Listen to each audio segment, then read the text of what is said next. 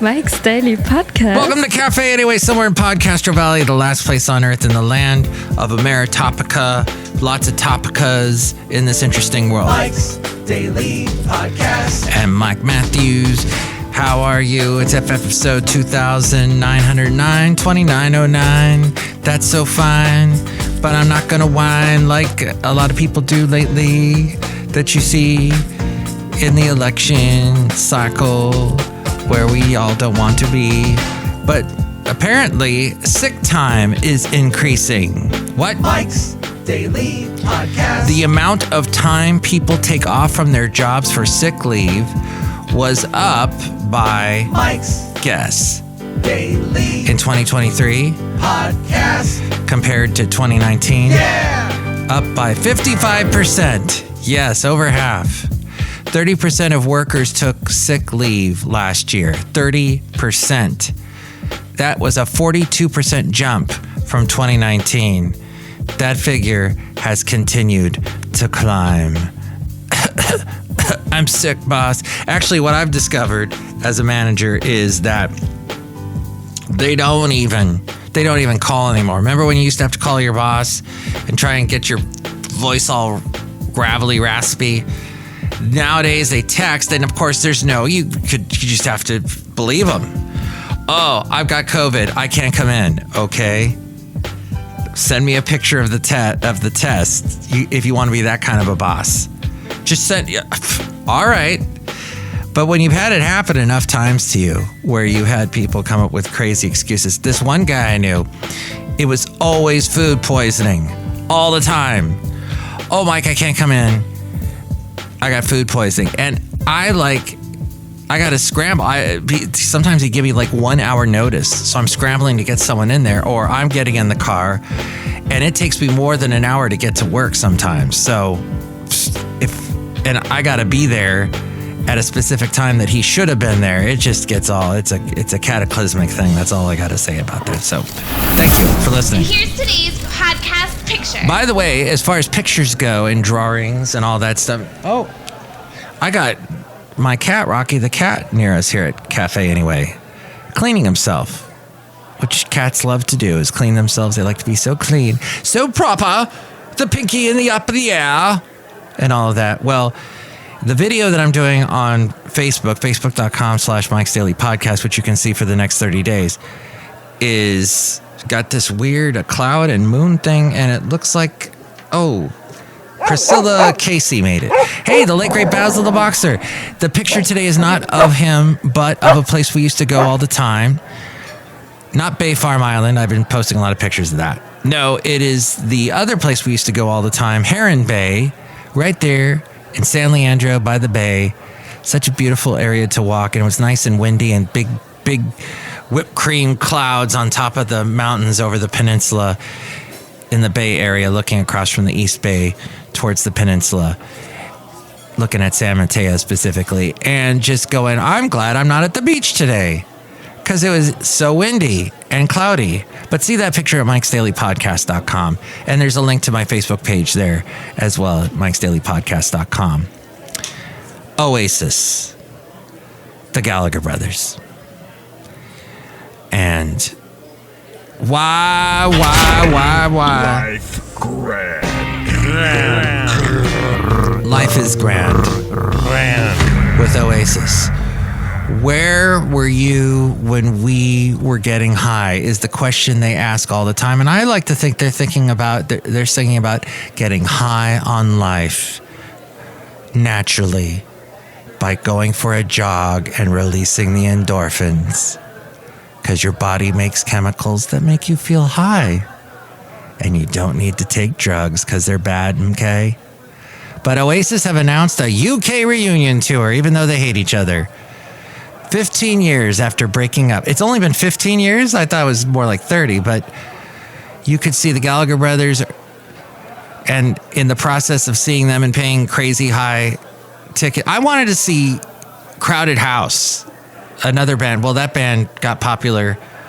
They had some songs in the 90s, but they were really popular in the 80s. And then the band that they came from, Split Enz, was big in the 80s and a little bit of the 70s. But To go see Crowded House in the Bay Area was going to cost well over $130.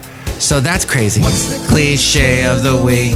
They didn't write this song, I did. What's the cliche of the week? Because that's the question that we're asking is, what's the cliche of the week? It's high-priced concert tickets. What's the cliche of the week? So they could earn more over 14 dates than they did throughout the entire 1990s.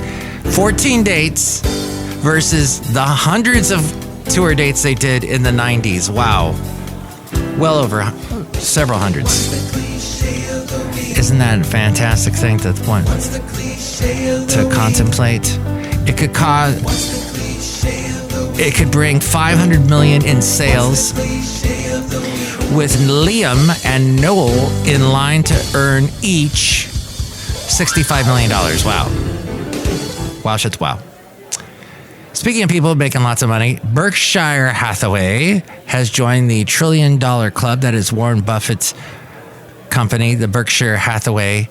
They bucked the sell-off recently to become the first non-tech company to top more than $1 trillion in market capitalization, and it was just his birthday recently. Is he 93, 95? Am I going to have to talk while typing and act like I'm not typing? Campbell Soup changed their name. Taylor Swift has backed Kamala Harris. And people are like, news random. That's some news. We knew that was going to happen eventually. But the thing is, I hear a lot of old white guys go, yeah, big deal. Who cares? That's not going to change anyone's opinion. Oh, you dummies. Don't even make a statement like that. Oh, she's just a pop icon. A pipe icon? A pipe ocon? By the way, I haven't typed anything yet. What was I going to look up? Oh, Warren Buffett's age. Yeah, no, it is a huge deal. It's enormous.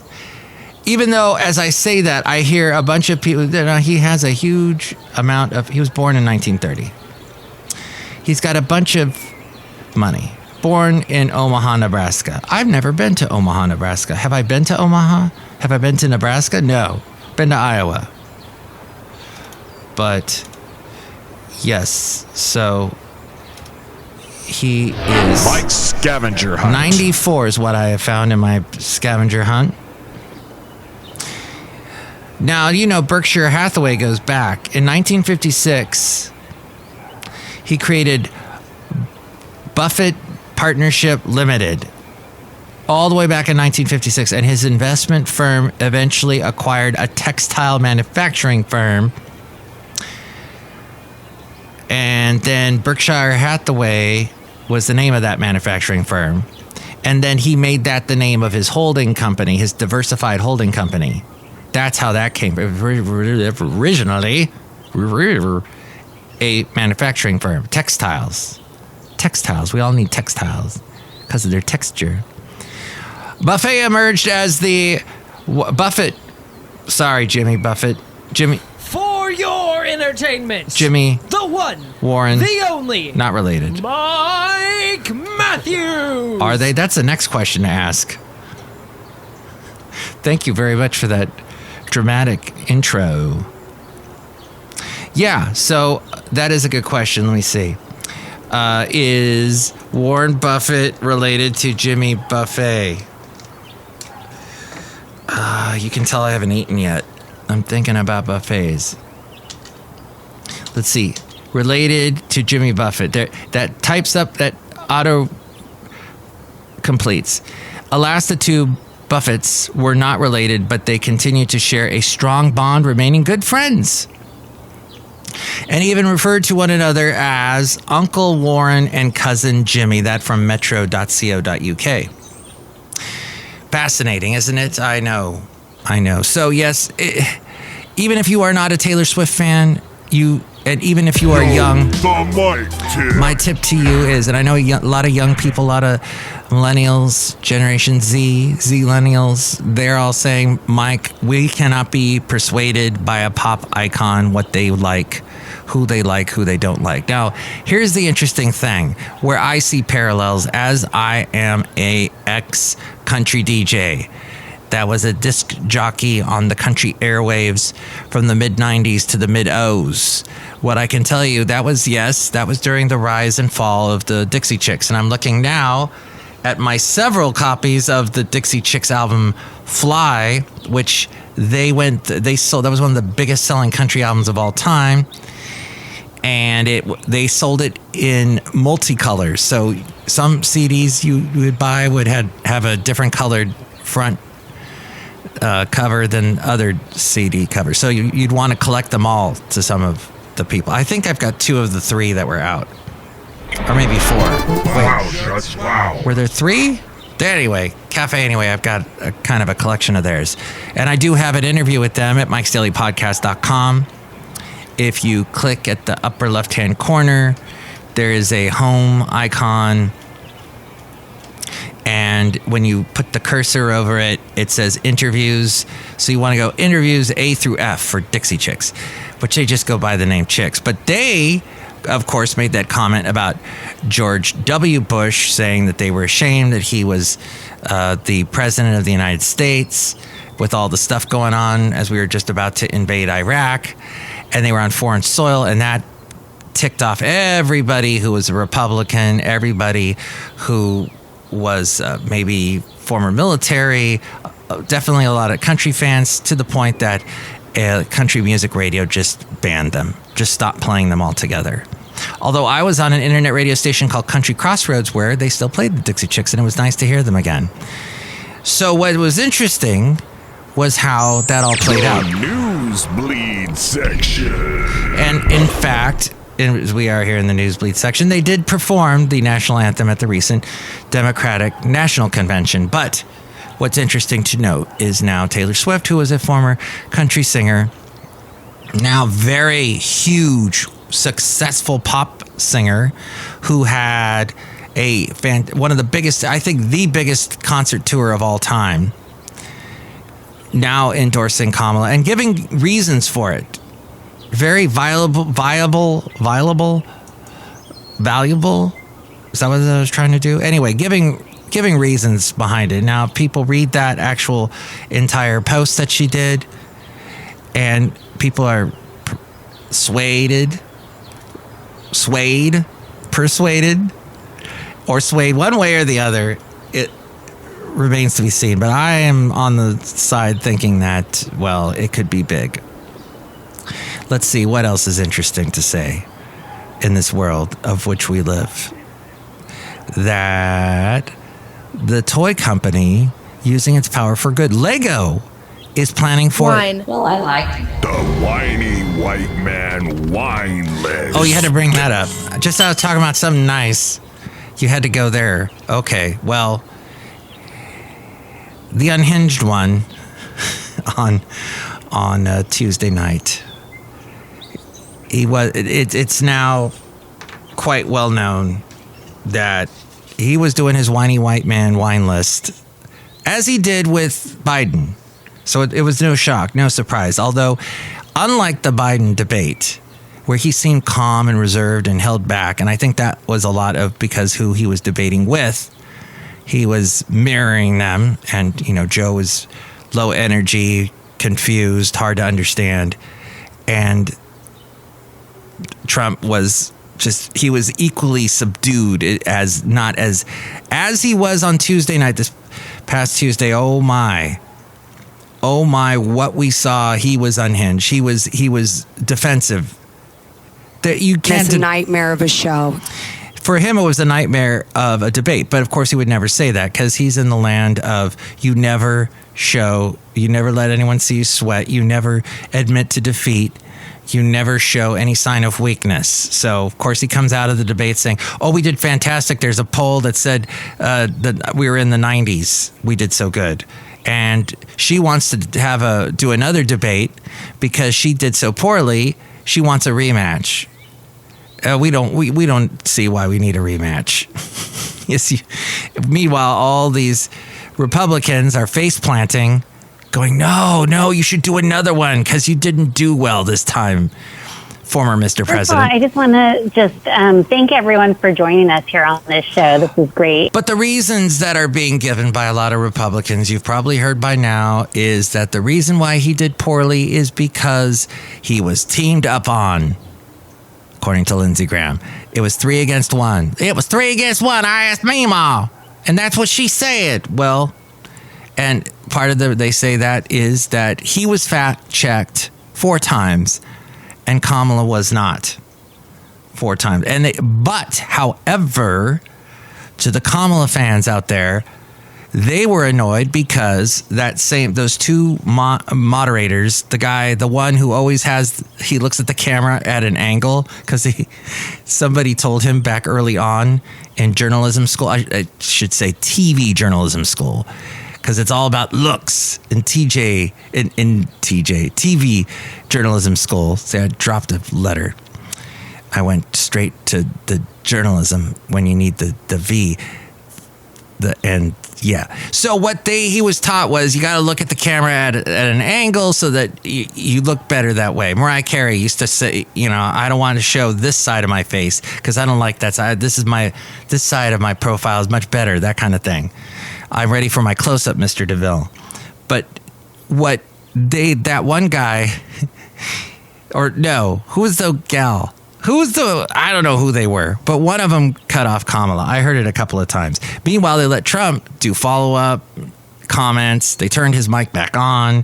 Whoever was monitoring the muting of the mics was not doing it correctly.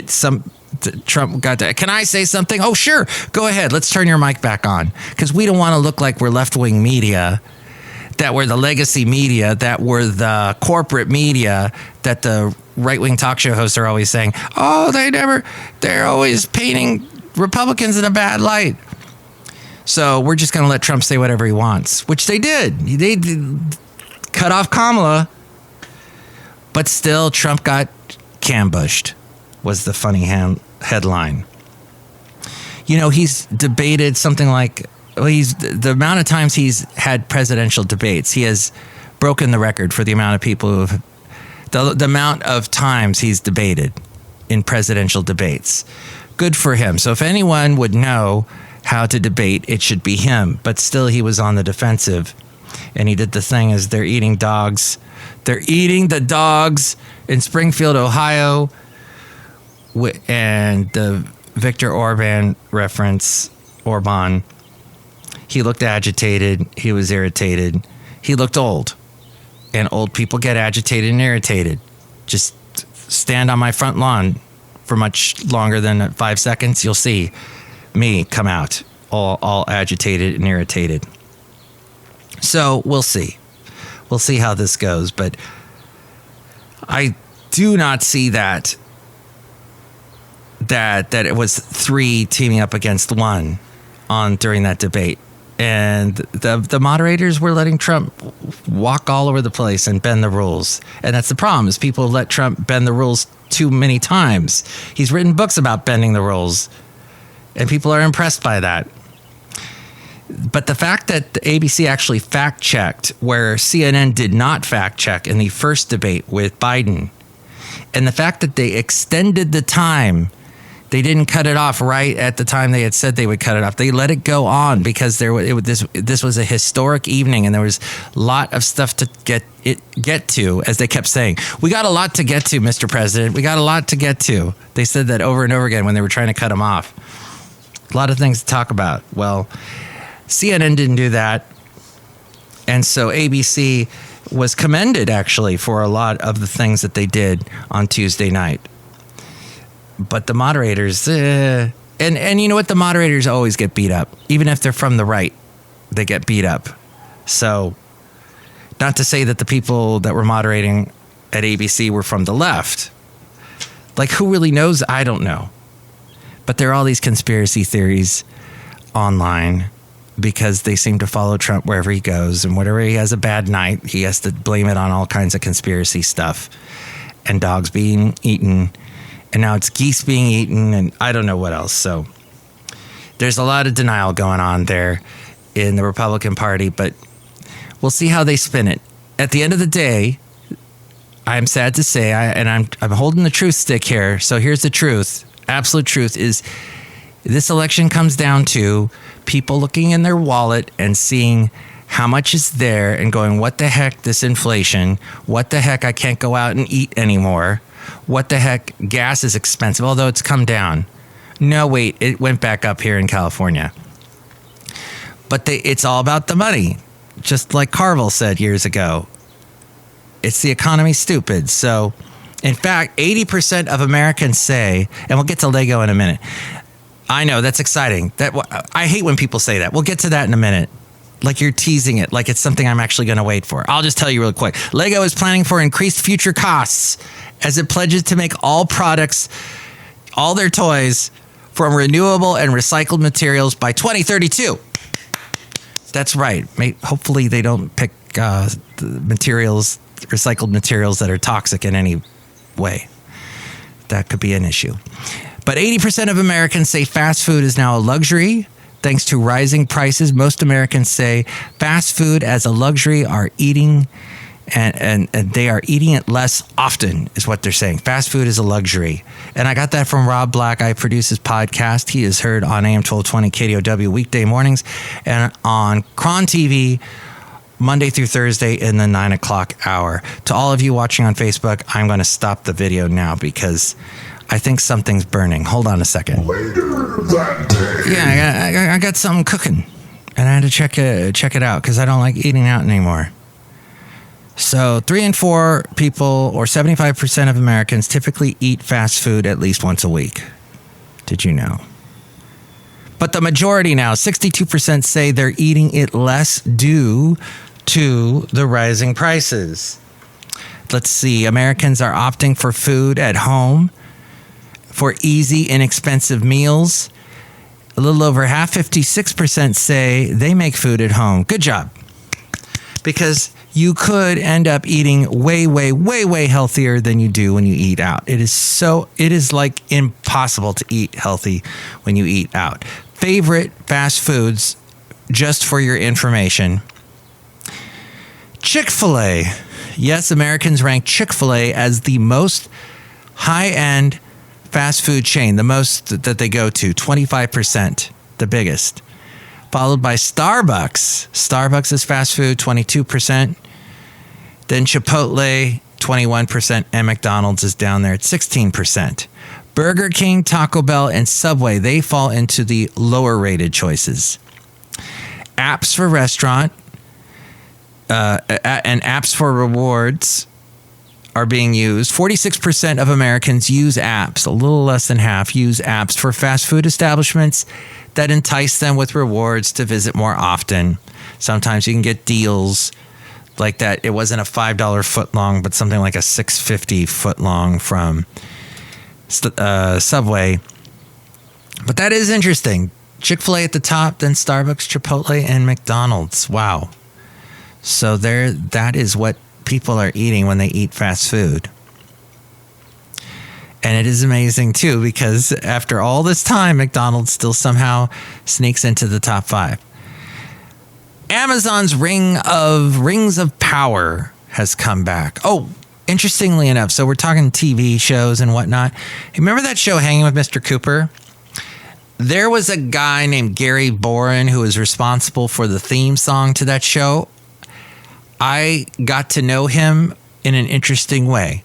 So he used to live in Newbury Park, California, and I was playing at a coffee house in Newbury Park, playing my songs on my keyboard with my little keyboard amp, a little microphone set up. It was cool. I had my drum machine going on inside the keyboard, and I would sing. Very odd, very bizarre. And I did that for a number of years in the 90s and the O's. Well, one day I'm playing at this really nice coffee house I used to like to go to. It wasn't a Starbucks. It was a mom and pop owned place in Newbury Park. They had an awesome, just like across, it was in a strip mall, and just across the way there was a fantastic restaurant that made the best Greek salad and gyros and fries and a Coke. And it was like some value meal that was under $5. Oh my gosh. This is why people might vote for Trump, because they can't get those anymore. But the thing is, they playing at the coffee place, which they gave me a free coffee for playing there. That was how I got paid. Oh, you want a latte? Sure. Yeah. No, we're not going to give you a large, just a medium. But thanks for playing here for the past 3 hours. So I play my music, and most people just walked in, walked out, maybe sticking their fingers in their ears. One lady came up to me and said, "Hey, do you know Smelly Cat?" I had no idea what she was talking about because I didn't watch Friends. Found out later it was that Lisa Kudrow character singing that the Central Perk coffee place. Poor Smelly Cat. My cat smells pretty good, though, because of the cleaning.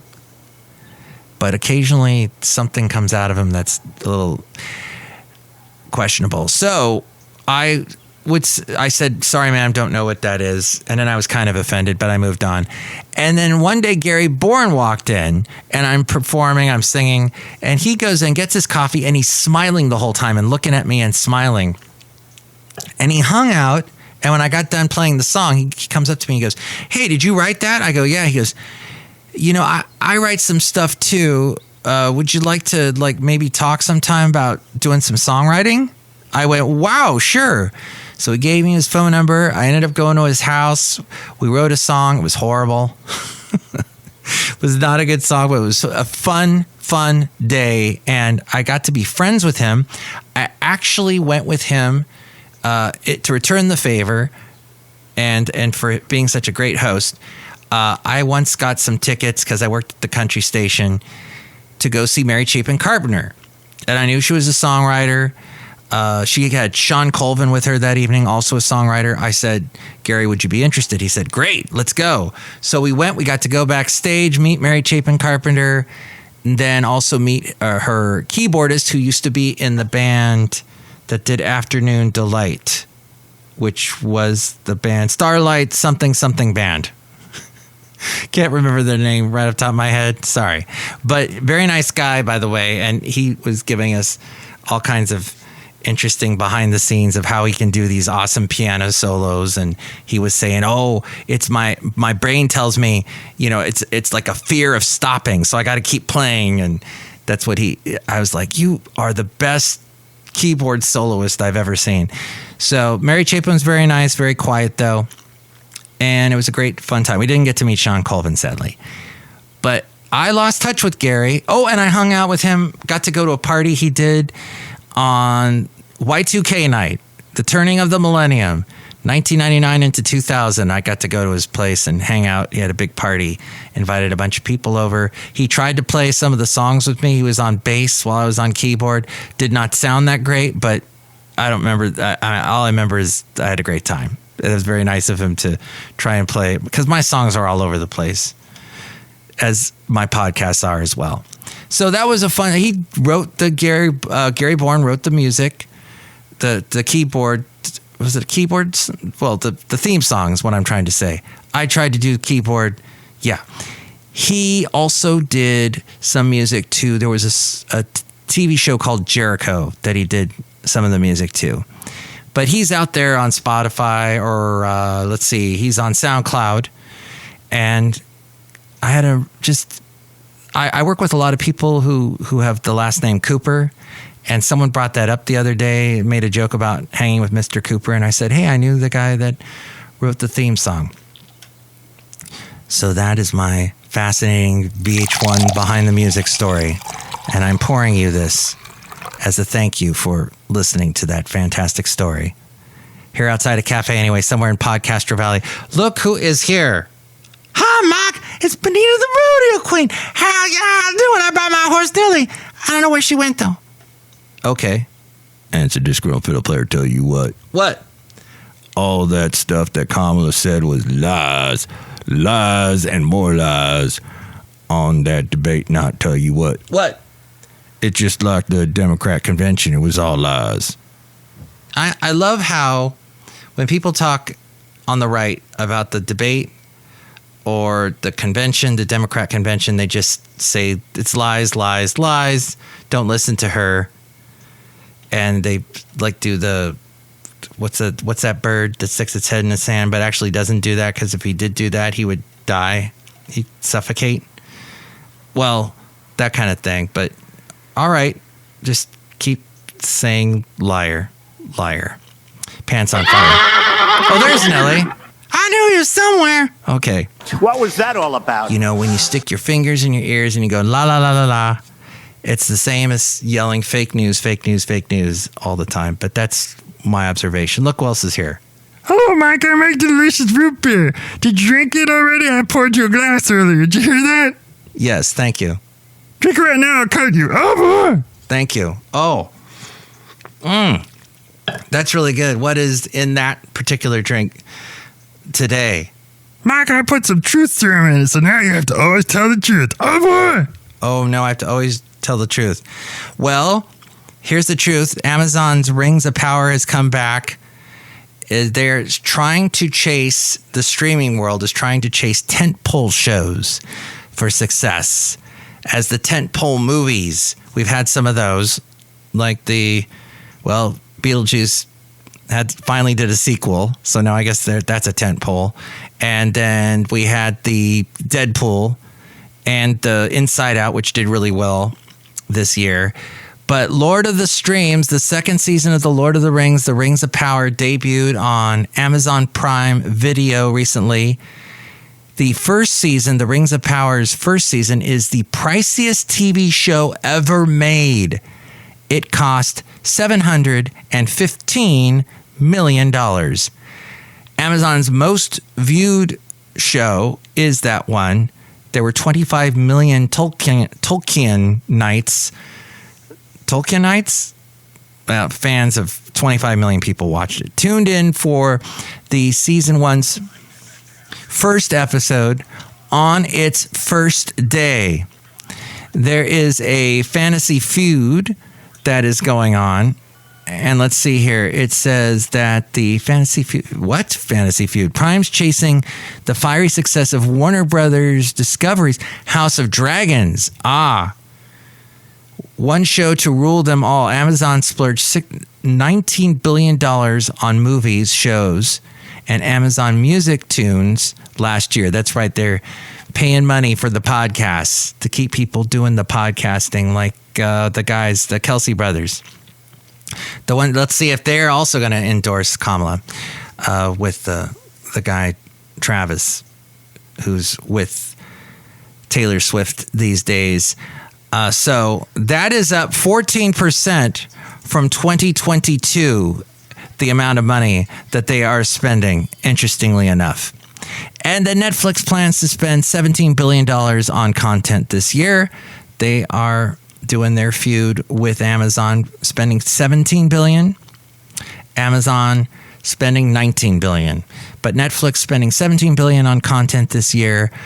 That is more than $4 billion. That's a more than $4 billion bump from last year. And Apple TV, they have spent $500 million. Not billion, but so they're spending less than Netflix and Amazon. They have spent $500 million plus on making award-winning movies like Flowers of the Killer Moon. So if you're trying to find something to watch, I guess there are choices, lots of choices. Don't know if they're good choices, but that's all out there. What do you think of all of that? You can give me a call at this number. Call Mike at the Café Anyway hotline. Area code 510-228-4640. Will you shut ups? Liberty Nation Freedom Foam for All. And with all things Mike's Daily Podcast, anything else you need to know, we go to the mainframe and hear from A-Frame. Mike's Daily Podcast is written and produced and performed by Mike Matthews. His podcast is super easy to find. Download or listen to his show and read his blog at mikesdailypodcast.com. Email Mike now at mikesdailypodcast@gmail.com. See you tomorrow. Bye!